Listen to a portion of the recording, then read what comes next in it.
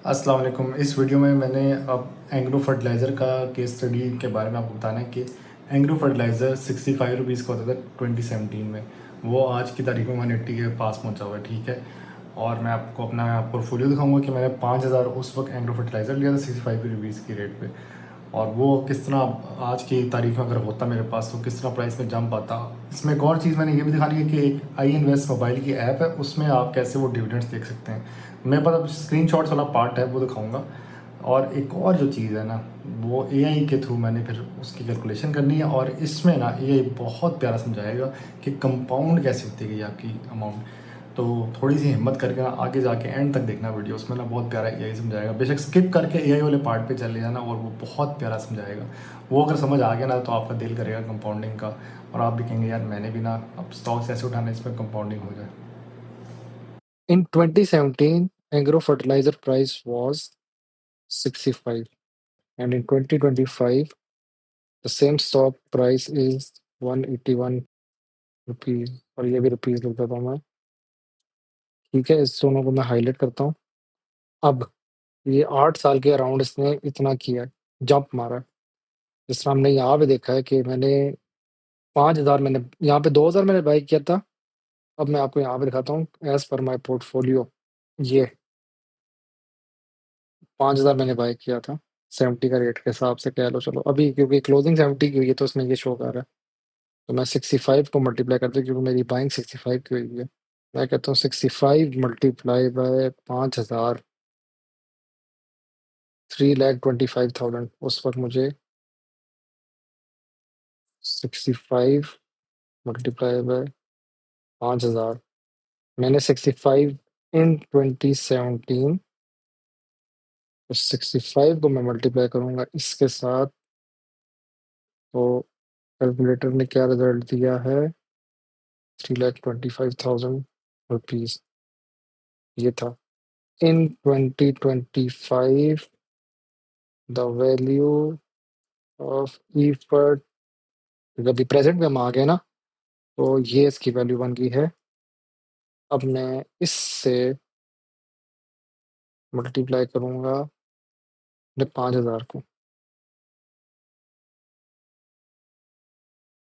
9,06,050, या ये 9,06,050, ये मेरी अप्रिसिएशन हुई है प्राइस की। इन दोनों को मैं माइनस करूंगा अब। प्राइस एप्रिसिएशन इसका मतलब होता है कि कितना आपकी वैल्यू अप हुई है अब के हिसाब से। इसको माइनस करूंगा इससे, तो इसी को मैं कॉपी करूंगा, और माइनस 5,81,050, 5,810 आ रहा है। ठीक है भाई। अच्छा, इधर ना dividend of Efert over the years, क्योंकि अब मैंने डिविडेंड भी री इन्वेस्ट किए थे, और ये ईफर्ट का तो मैं लाजमी करता था क्योंकि डिविडेंड अच्छा देता था उस टाइम। इसका ना मुकाबला लगता था एमसीबी के साथ, ये ऐसा स्टॉक था। अब मैं आपको डिविडेंड दिखाता हूँ इसके, ये इसके डिविडेंड है भाई। ये 2017 ये रहा, ₹2.5, ₹3 और ₹3, 6 प्लस ₹8.5 दिया इसने 17 में, और 17 में ₹8.5, और इसने 18 में दिया है 4 प्लस 4, 8 प्लस 3, ₹11। 8.5 और 11, पहले तो मैं ये लिखूंगा सारा क्योंकि मैं फिर मिक्स कर दूंगा सब कुछ।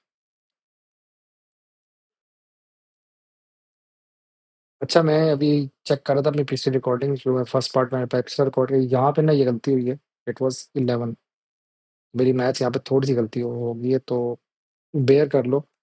अब इस 9 के हिसाब से मैं ये कह सकता हूँ कि जो टैक्स लगना था ना इस अमाउंट पे, वो ₹2 जो भी बनता है, क्योंकि 0.85 लगना है, तो मैं उसको केटर कर सकता हूँ। तो इस 9 को एक्सेप्ट कर लें। एक्चुअल में ये 11 था, तो मैं माजरत करता हूँ, वीडियो बनाते हुए कुछ हो जाती है गलती, इसलिए मैं बार बार ना अब इसको बार बार देख रहा हूँ कि मैं नंबर गलत ना लिख दूँ क्योंकि कैलकुलेशन बड़ी खराब हो जाएगी। अच्छा, अब आ जाए मेन मुद्दे पे। ये मैं यूबीएल की बात कर रहा हूँ कि यूबीएल वाले में ना यहाँ पे 11 है। मैंने वीडियो के दौरान 9 लिख दिया, और फिर मैं कैलकुलेशन में चलता ही है 9 के साथ। अब आ जाए इधर, ये हो गया 2021। अब मुझे चाहिए 2022 का डाटा। 22 का तो नहीं मिला, मैं 23 का निकाल देता हूँ। 23 में क्या किया है, 8.5 और 11.5 ही दिया 2023 में। 11.5 प्लस 6 हो 17। 11 प्लस 6 कितना होता है? 17। 17.5 दिया इसने 23 में।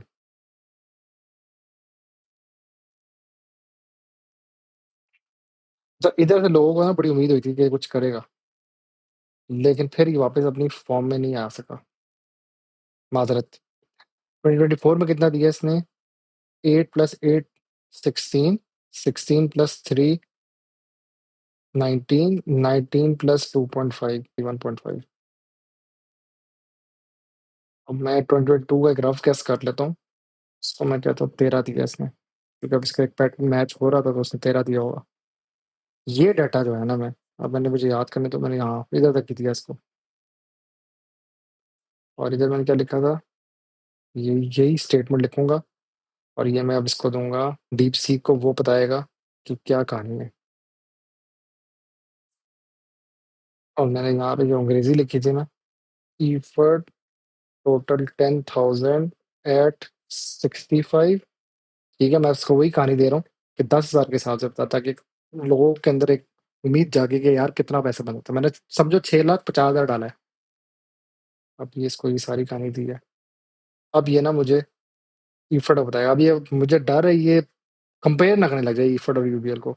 अगर कर दे तो अच्छा, चलो वो भी हो जाएगा। अब इसने compound investment calculation for Efert 2017 इसकी दे रहा है। अच्छा जी, आराम से हम भी चलते हैं। कह रहा 10,000 स्टॉक्स तुमने उठाए थे 65 के रेट पे, तो 6,50,000 तुमने डाला होगा। ठीक है जी, बात सच है। 2025 आज की प्राइस में 181, तो मतलब 65 से 181, इट्स लाइक 6 into 3, 3 गुना बढ़ गई चीज। 18 लाख हो गया तुम्हारा।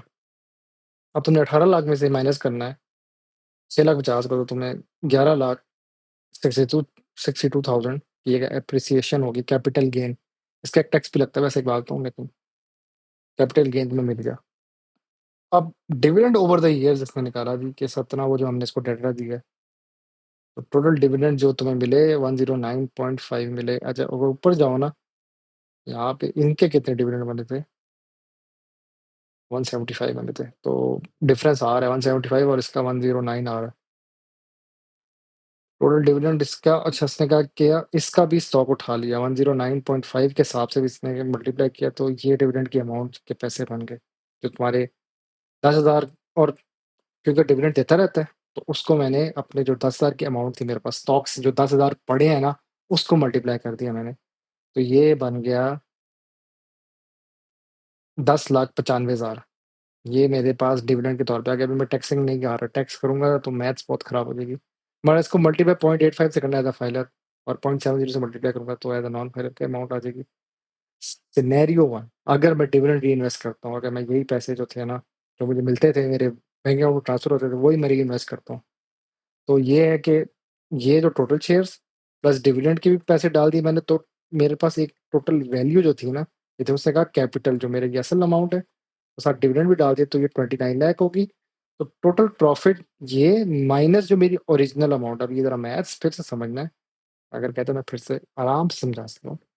तो टोटल वैल्यू है वो जो ये बनी थी, इसमें मेरे डिविडेंड जो ऐड भी हो गए, तो ये टोटल मेरी जो थी ना 25 में, ये वैल्यू बन गई 29 लाख की। अब 29 लाख की जो अमाउंट मेरे पास, क्योंकि यार देखो 181 के हिसाब से मेरे पास 10,000 स्टॉक्स है ना, ये 181, ये 18,00,000 12,100 किस तरह आया, वो यहाँ पे से दिखाया भी है, क्योंकि मेरे पास तो 10,000 स्टॉक्स है ना 65 के लिए था, तो 6,50,000 मेरे असल, 6,50,000 असल पैसा था मेरा।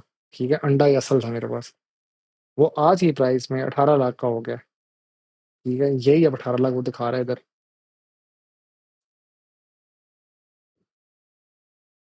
वैल्यू ऑफ ओरिजिनल शेयर्स यहाँ पे इसने बताया है, ये टोटल वैल्यू है कैपिटल प्लस डिविडेंड। ये 18 लाख जो मेरी अब असल जो बन की वैल्यू प्लस जो मेरे डिविडेंड्स आए हैं, इनको ऐड करो तो 29 लाख 7100 बन गई। अब जो मेरी ओरिजिनल अमाउंट है उसमें से मैंने अपने जो गेन किया उसको माइनस करूँगा तो मेरी एक रिटर्न ऑन इन्वेस्टमेंट आ जाएगी, वो ये आई है। टोटल प्रॉफिट कह लो, return on investment total profit कह लो। वो है 22,57,000। ये खाली ईफर्ट की आप कहानी है। ईफर्ट में थोड़ा कम फ़ायदा होगा लेकिन अच्छी बात है यार, कुछ तो बना ही है। मतलब मेरे अगर 9 लाख नहीं 6,50,000 से 22 लाख तक बात चली गई है। मैं 6,50,000 डाल के भूल गया हूँ। वो 8 साल बाद 22 लाख हुए हैं। डिविडेंड सब कुछ ऐड करके। और ये इसने कहानी की है खाली होल्डिंग। कहता है नो डिविडेंड री-इन्वेस्टमेंट। ये पैसे बस तूने रखे थे सँभाल के। कहता है अगर तू डिविडेंड के भी स्टॉक्स उठा लेता जो मैं करता हूँ नॉर्मली, ये वाली कहानी मेरी वाली कहानी है। To buy effort every year तो shares are bought every year closing price approx. अच्छा उसने कहा एक मैं एवरेज प्राइस कर लेता हूँ उसके हिसाब से ताकि आपको समझ आ जाए कहानी। अब हर हिसाब से उसने प्राइस भी रखी है डिविडेंड की 85,000। तो उसने कहा जी उस वक़्त 17 में इसकी 70 थी प्राइस, 18 में 80 के पास था, 19 में ये 90 के पास था, 20 में 100 और ये सब की प्राइसेज़ बता रहा है हर साल के हिसाब से। 24 में 170 तक गया है। उसके हिसाब से इसने क्या किया मेरे जो डिविडेंड्स आ रहे थे उनका ये स्टॉक उठाता रहा और ये उसकी अमाउंट बन रही थी। उसका मतलब इसे डिवाइड किया न्यू शेयर्स बॉट और कितने जमा होते गए, ये सारे इसने जमा किए, इनको ऐड किया तो ये मेरे पास ऐड अप होते गए। ये अब कंपाउंड अमाउंट ऐड होती जा रही है 11,214। अभी यही 11,000 अगले साल प्लस जो नए स्टॉक्स ये मैंने आए थे, वो ऐड हुए, ये हो गया। ये अब 17 से 18 का टाइम इतने स्टॉक्स जो एक्स्ट्रा ऐड हो गए। ये 18 से 19 के टाइम इतने ऐड हो गए, 19 से 20 के टाइम इतने ऐड हो गए, 20-21 के टाइम इतने, 22-23 और ये 24 तक 25,000 स्टॉक्स ऐड अप हो गए। नंबर अगर नहीं समझ आए मैं फिर से समझाता हूँ। ये कह रहा है कि जी आपको 17 में 8.5 का डिविडेंड मिला, प्राइस सी स्टॉक के इस वक़्त 70 के अराउंड, ठीक है? ये आपको डिविडेंड आपके पास बैंक में ट्रांसफ़र हुआ है पैसा। इसका आपने ये स्टॉक उठा लिया फिर से। आपने कॉल किया स्टॉक मार्केट में, यार क्या प्राइस है? 70 रुपए जी। कह रहा है यार मेरे 85,000 के ना ₹70 का स्टॉक जो भी बनता है उठा ले। मैंने ₹70 की चीज़ मैंने ये लेनी है। मैं 85,000 बेचता हूँ। उसमें से अब ये डिवाइड करेगा मेरे 85,000 को इस 70 वाली पैसे से। ये इसने डिवाइड किया। 85,000 मैंने भेजा ब्रोकर को, उसने ₹70 को डिवाइड किया। तो कितने स्टॉक्स हैं मेरे पास? 1200, 1214। अब ऑलरेडी मेरे पास 10,000 स्टॉक पड़ा हुआ था, उसमें ये ऐड हुआ 1214। तो मेरे टोटल स्टॉक्स कितने हो गए? 11,204। अब किसी और यूट्यूब की वीडियो में देखोगे ना वो यहाँ पे परसेंटेज लिखेगा, तो परसेंटेज में ना हम बेचारे मासूम बच्चों को ना हमारी मैथ्स खराब हो जाती है। इ ये वाली मैथ्स थोड़ी-सी आसान है, प्लस माइनस वाली। ठीक है? ये अब मैं 17 की कहानी बता रहा हूँ, ये ऐड हो गए, ये मेरे पास अब 10,000 के बजाय 11,214 स्टॉक्स हैं। एक बार कन्फर्म करो मेरी वीडियो सही बन रही है यार, शक्ल सही आनी चाहिए बस, ठीक है? सॉरी। अच्छा, अभी ये 17 की कहानी है, ठीक है? अब आ जाओ, अब ये क्या कह रहा है अच्छा 18, 18 में डिविडेंड मेरा बन गया था 11। वो जो पिक्चर है ना, 18 में 4 + 4 + 3, 8 + 3 11 पे डिविडेंड मिला मेरा, ठीक है?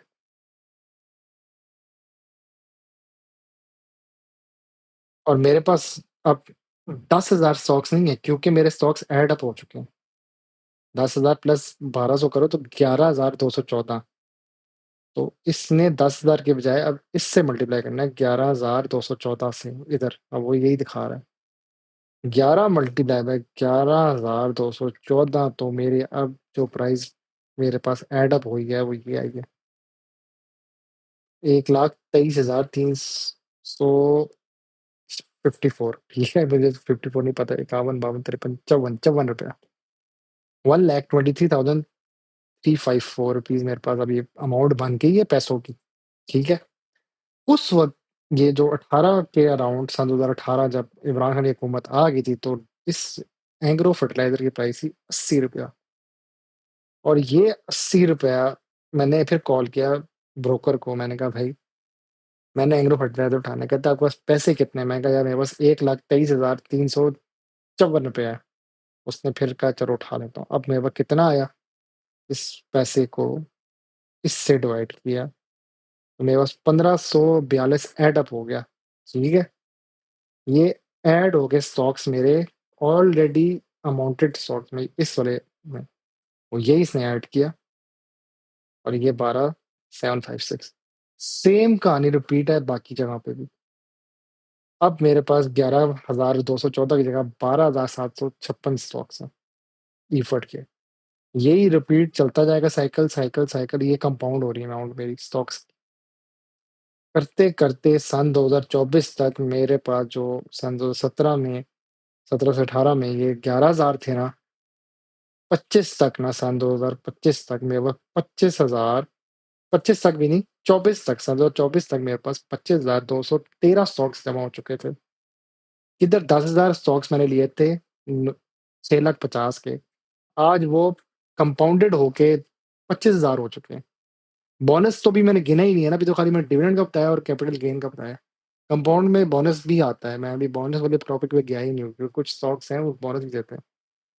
मैंने 10,000 एक टाइम पे लिया था, एक चीज़ दिखा दूँ समझ आ जाएगी। मैंने 10,000 का लिया था, आज ये अपग्रेड हो गया, लेवल अप हो के आज ये आईफ़ोन 14 प्रो मैक्स बन गया।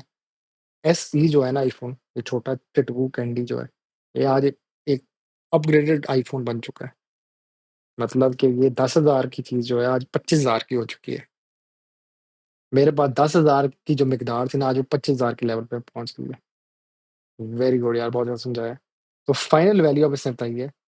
टोटल शेयर्स मेरे पास 25,000 हो गए हैं, करंट प्राइस 181 के हिसाब से देखो।